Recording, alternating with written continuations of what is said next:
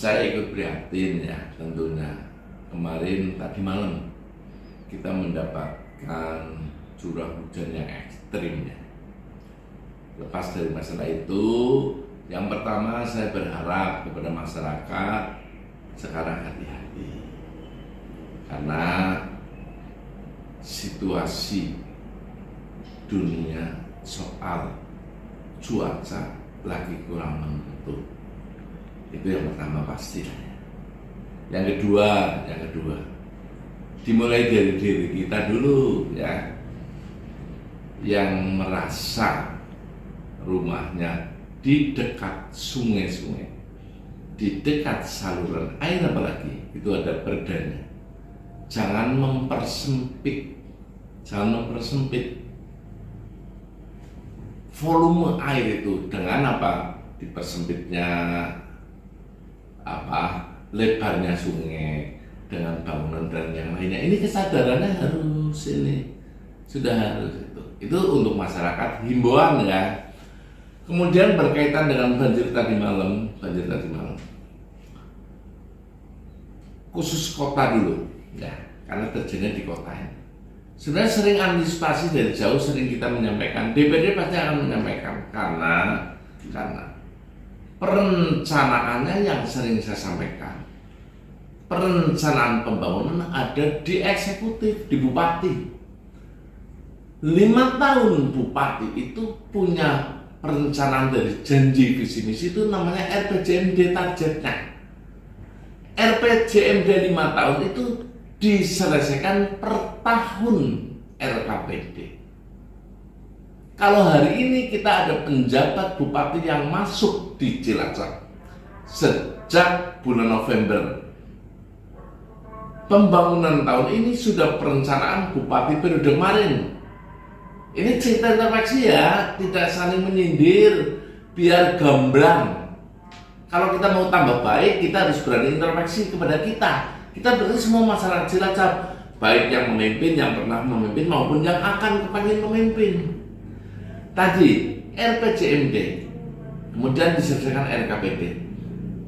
Penjabat bupati hari ini baru mau merumus RPD, baru mau merumus RKPD untuk 2020.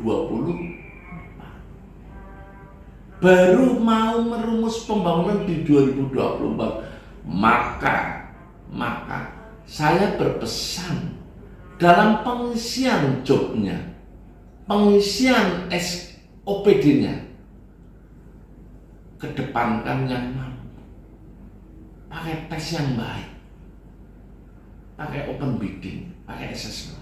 Supaya apa?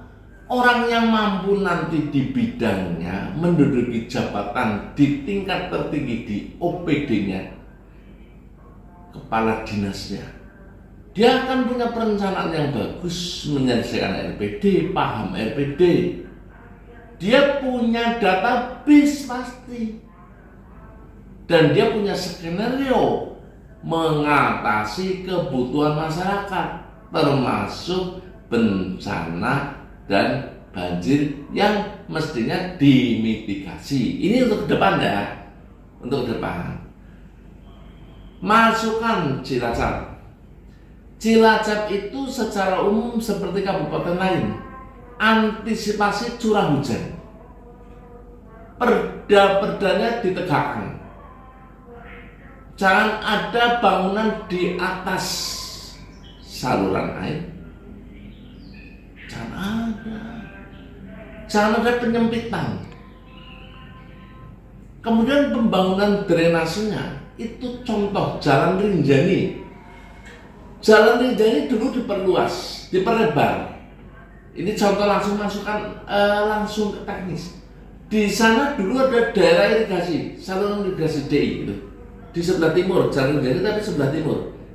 Di sana dulu disempitkan karena memang di sana sudah berkurang sawahnya. Boleh di dalam aturan, sehingga jalannya dilebarkan. Tapi saya dulu pernah kasih masukan kepada dinas terkait tahun berapa itu dulu ya, 2015 ya. Air hujan yang turun tidak tahu itu jalan orang atau jalan siapa. Biasa lewat di sini, begitu ini ditutup, maka akan lewat jalan orang, jalan raya. Saat debit airnya tidak terrampung di sini. Mestinya di sini ada saluran penyimbang. Kalau biasanya lebar segini, di sini dipersempit, di sana ditambah. Misalkan teknisnya kecilnya begitu. Soal curah hujan, umum saja, rutinitas ya. Daerah serapannya juga dicermati. Rutinitas, saluran airnya di Kelurahan Tegarisari dibenerin. Cara ada dipersempit, dilihat ada nggak bangunan-bangunan di atas itu. Loh, nanti kalau tinggi itu tidak bisa terserap keluar dari sungai. Kalau debitnya nggak tertampung debit airnya. Nah, itu dari yang umum. Cilacap ada 2 nanti, karena dekat laut. Pas hujan jangan sampai itu musim rob. Ini harus diantisipasi juga. Karena apa? Untung tadi malam kalau tidak salah, hujan curahnya tinggi, tapi kalau tidak salah tidak sedang rob. Sehingga pintu airnya masih bagus di daerah Bandengan, di Kelurahan Cahaya, bisa dibuka, airnya langsung mengalir. Coba kalau sedang rob, ini harus diantisipasi. Perlukah ada embung di kota? Atau lainnya. Jadi tadi curah hujan umum, kemudian curah hujan pada posisi air laut lagi naik. Yang terakhir yang ketiga ada satu lagi. Apakah sedang ada perubahan iklim sehingga ada hujan turun dengan ekstrim seperti tadi? Ini antisipasinya pada dinas terkait, penyiapannya pada 3 hal itu. Curah hujan yang umum, maka lintas sektor, baik itu Satpol PP penegakan berda,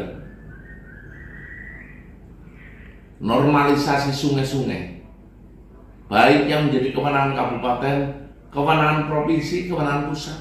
Itu di daerah Donan ada yang tidak bisa kita normalisasi karena kewenangannya ada di BPWS Rayopak, misalkan itu di Kaliwatu lah sekitar itu. Nah, itu dulu. Kemudian bagaimana pada saat ada hujan umum, tapi posisinya sedang rob, air laut naik, diantisipasi. Yang terakhir, bagaimana kalau lagi hujannya ekstrim dan rob? Tadi malam hujan ekstrim, tapi dalam posisi nggak rob. Itu saja sudah banyak masyarakat kita menjadi korban bencana ini. Ini apalagi kalau sampai rob dan ekstrim.